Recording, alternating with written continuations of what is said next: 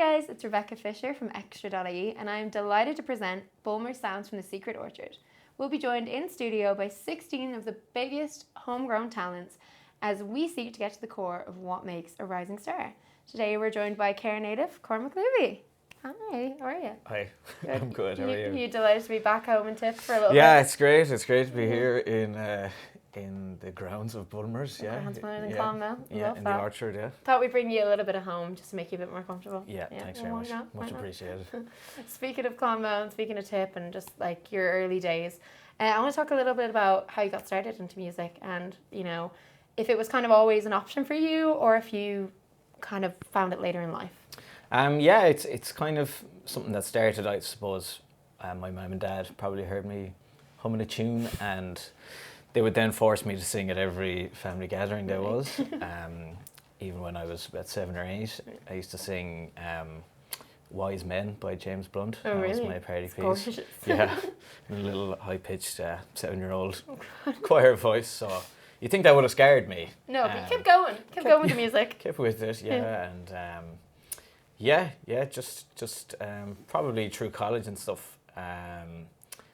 I was biding my time a bit, maybe enjoying the college life, and then after that, I was like, okay, let's actually properly do this. Yeah. Get it as your job and start trucking forward. Yeah, exactly. Yeah. I feel like that's all the same for a lot of people in the industry as well. Like a few people we've been chatting to have just been like, I found it when I was a kid, I loved it, and then I just didn't think it was feasible for me. Have you found like any inspiration in either Irish artists or like, you know, international artists that you would be like, just you would love their sound or you would love their journey and you kind of want to emulate that? Yeah, I think I was at a point where songwriting wise, I wasn't thinking about what I was writing at all, and I think I started listening to Mick Flannery when I was about 19 or 20, and I was like, oh, this this stuff right this here. is good. And yeah, just probably started being a bit more honest in my songwriting and took a good bit of inspiration from Mick, only down the road, good cock man. So yeah, he was definitely an inspiration at that point where I was considering maybe doing this properly, I suppose. Yeah. And like obviously vulnerability is a really big like running theme in your songs because, you know, I find that's like where you really open up. Like you've got some really, really like heartwarming tunes, but then you put a nice tempo behind them and people wouldn't listen to the lyrics and you'd never really know like, oh, he's bearing his soul here. Do you find that's like your kind of therapy? Absolutely, yeah. Apart from real therapy. The two go hand in hand, hey. We've been there. No, but yeah, it's seriously cathartic. Just yeah, I suppose that a lot of the songs are very introspective and pretty heavy, I suppose. And I suppose for anyone who knows me, I'm not terribly like that in conversation and stuff. So it's a really nice outlet to have, and I'm really privileged, I suppose, to have that outlet. Yeah, people are just like putting down the windows and hard wiring and then they're like, oh, this is a great tune, and you're like, actually, well, I know this is very sad. This is actually very sad. Yeah. Well, you know, we've touched on vulnerability, and I think the kind of theme of the Secret Orchard is telling a few secrets, spilling a few beans, if you will. And I feel like you have a little something you want to share with everybody, share with your fans, share with me even. Yeah, well, when you asked about a secret, I was just like, God, I've got so many dark secrets. I've got so many things. Legally, I can't disclose. Yeah. Not supposed to talk about that. But, the first gig we ever played, so a few of the lads in the band and stuff, we got asked to play a festival back home in Tip. Oh, wow. 2021 at the height of the pandemic. It was our first big gig. We were all really excited, and it was in a little cow shed as well. Okay.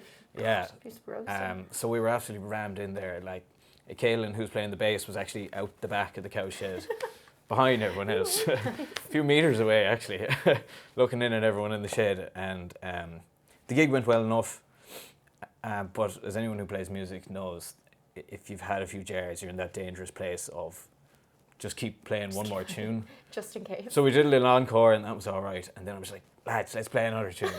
Should kick you up. So it was like, we'll play Everlong by Foo Fighters. And the boys were like, yeah, brilliant. But we had done a little acoustic cover of Everlong couple of weeks beforehand, and I forgot that the drummer wasn't there when we did that. So we started playing the acoustic cover of Everlong, and anyone who knows the tune, there's a massive drum part, so Bart's drumming into it, and I was trying to give him the eyes, and then the keyboard player, Tig, just stopped playing, and it was a cacophony of absolute raw mesh. But everyone in the crowd was well inebriated, so I don't think they noticed too much. Nobody noticed. Makes me chuckle sometimes when I think of how terrible it was. Bringing the drum solo. Oh wait, never mind. He's like, I love that. Oh my god. So, yeah. Well, you know, if we bring you back to the Orchards, if we bring you back to Tip, we'll make sure that you can do that one and do it justice. This yeah, time, exactly. Yeah, we'll give it another whirl. Yeah, might as well. You actually have a few songs for us today, so you're going to be playing an oldie but a goodie. Can you introduce that one for me? Yeah, so it's the first single we ever released. It's called "I Don't Need Your Love." Okay, interesting. Well, this is "I Don't Need Your Love" by Cormac Looby.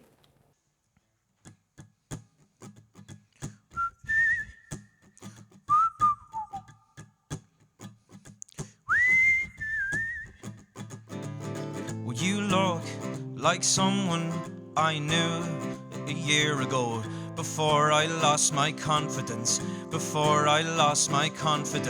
time moves too quickly and you forget just what to be, and I know that should be simple, oh, I know that should be simple, but I'm not gonna wait around for you.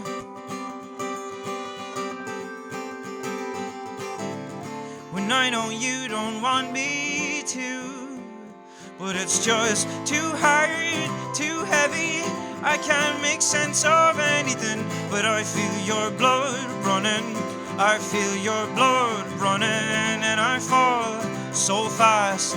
You look at me as if to say, enough is enough, and I don't need your love.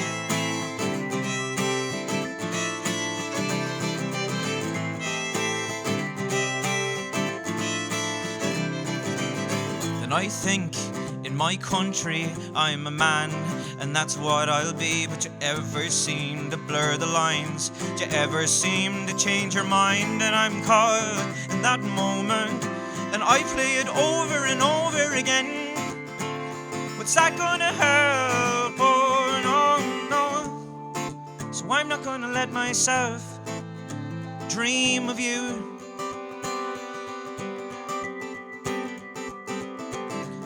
There's only so much I can do. Oh no, and it's just too hard, too heavy. I can't make sense of anything, but I feel your blood running. I feel your blood running, and I fall so fast. You look at me as if to say, enough is enough. Oh no. Enough is enough, and I don't need your love.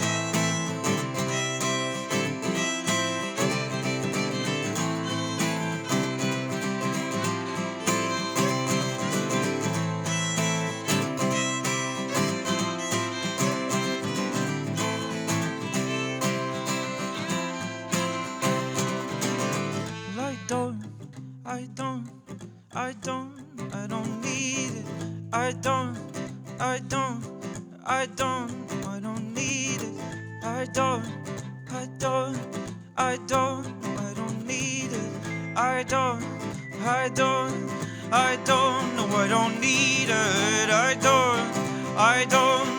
don't need it.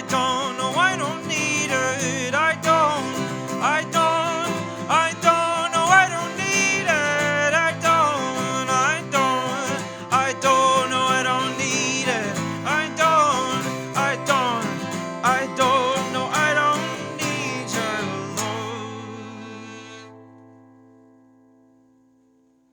You know, that none actually never gets old, but hearing it a little bit more acoustic vibes and kind of stripped back is very, very cool. I didn't know if I'd like it, but I love it. I think it does it justice. Cheers, yeah. Thanks very much. It's we've never played it in that kind of arrangement before, so it's nice. Yeah, cheers. Consider it for the future. Thanks. I've done you a favour there. Thank you. Speaking of live gigging, it's something you're very fond of. I think there was a time where you had a gig every weekend going, you just loved being on the stage, surrounded by your band, and really like engaging with everyone. Would you say gigging is like one of your favourite aspects of this career and like one of the reasons you kind of just stick with it so much? Yeah, it's an amazing feeling just being on a stage and feeding off the energy of a crowd. You kind of get hooked on it, like, and I think that I had an experience of that when years and years ago we played a busking festival up in Banbridge in the north, and we won a little prize for being the best newcomers or whatever. Like, we played to a couple hundred people at the end of the thing, and they gave us a big round of applause or whatever, whether it was out of sympathy or whatever. But I was like, Jesus, like, hook this up to my veins. I'm going to be doing this again. Yeah. So it's a class feeling, yeah, when you're feeding off the energy of a crowd. It's hard to compare to anything else. Yeah. I love that. You've done a few festivals, as you were saying, and like you've had your own headline gigs, you've supported, you've done everything under the sun, really small venues, bigger venues. Is there any like dream gig for you, like either dream festival lineup or just someone you'd love to support? I'd love to support Bruce Springsteen. Really? Yeah, hopefully before he stops touring. No, I feel like he's never going to die. I think he's just gonna, keep going, and then you'll be like, Bruce, come on, bring me along. He's always going to be here. So that would be obviously it'd be a big one, but sure, aim high, isn't that what aim high, yeah, aim high, and then you might just get you never know, might get someone else. someone a lot lower. Well, you never know. I mean, Brucey does tour quite a bit. He does. He plays here a lot, like so. So you never know. You got to put that out into the universe, into the orchard. Yeah. Secret orchard exactly. will make it happen. I'll manifest that. Yeah, manifest that. Well, speaking of, you've got another song for us, and it's a bit of a newer one. Yeah. Do you want to tell me a little bit about that? Yeah. So this is the latest single we brought out in February this year, and it's called "I Don't Want to Let You Down." Okay. Well, this is "I Don't Want to Let You Down" by Cormac Looby.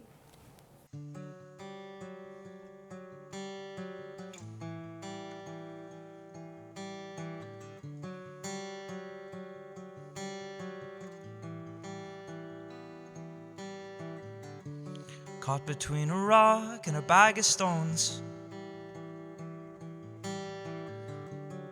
I use one to lean on and one for a pillow.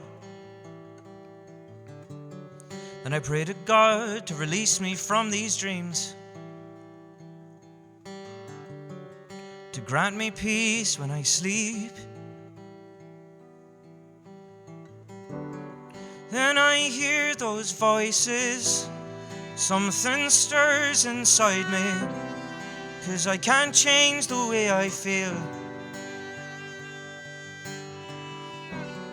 But I hope you know I love you, and that it never took much to, and I don't want to let you down.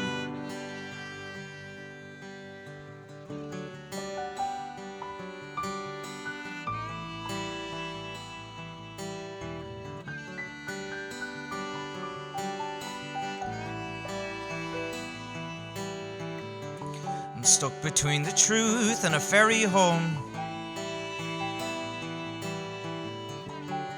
One's to find myself, the other the path to follow. So I said I'd give it 5 years just to see how it ends. But a wise friend said you could be dead by then. And I hear those voices, and something stirs inside me, and I can't change the way I feel. But I hope you know that I love you, and that it never took much to, and I don't want to let you down. No, I don't want to let you down.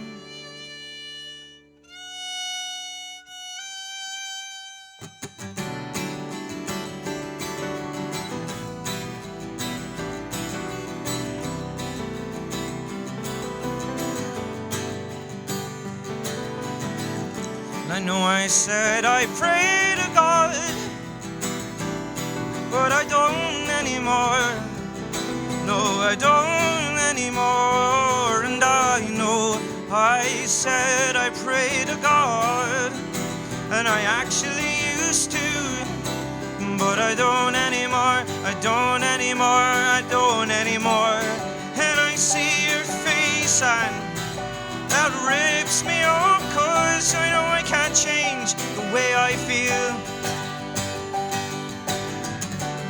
But I need you to know that I love you, and that it never took much to, and I don't wanna let you down. Oh no, I don't wanna let you down.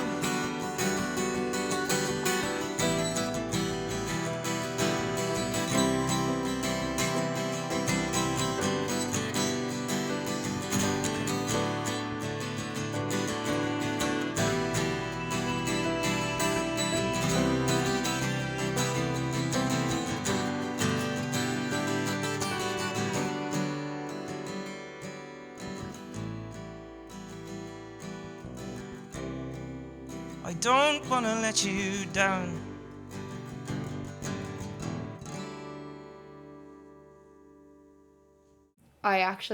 I really, really adore that song. I think it has so much kind of heart to it, especially for people, young Irish people who are in like a similar position to you at the moment, and like who just kind of get it, who get the vibes. Was that a difficult one for you to write? Yeah, it was one that kind of just probably flowed pretty easily in comparison to other tunes.